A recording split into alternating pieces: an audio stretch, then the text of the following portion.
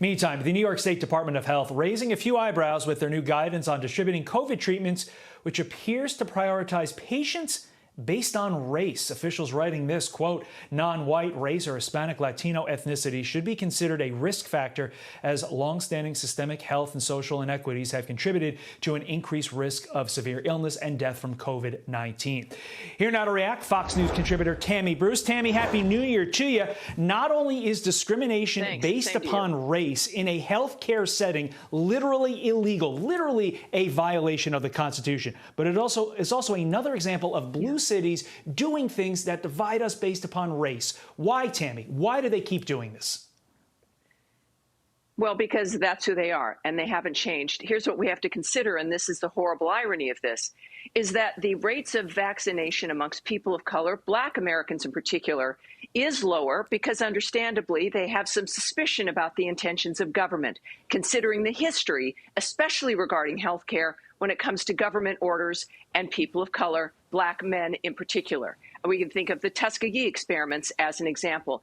The problem with this is, and everyone notices it, that this is no different than that the government has in the past made decisions based on the color of people's skin, based on ethnicity, against them. It's been a problem.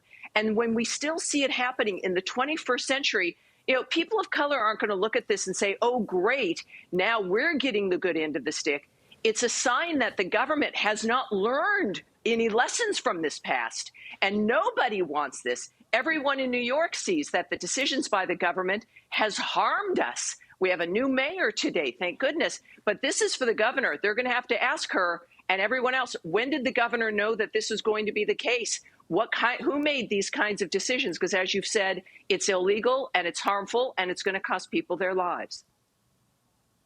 Here's quickly the statement on the walk back from the New York Department of Health. Systemic poverty, which is clearly proven to be a risk factor in populations in New York State and nationwide, is added to the algorithm of prioritization similar to all of the risk factors. It's merely mentioned as a factor that increases risk. Two things there, and then we'll move on to your Betty White story, pivoting to poverty. Nobody's seeing through that. And using the algorithm. Where have we heard the blame on the algorithm before? We wouldn't be here, Tammy, if Biden had just prioritized therapeutics along with vaccines and mandates.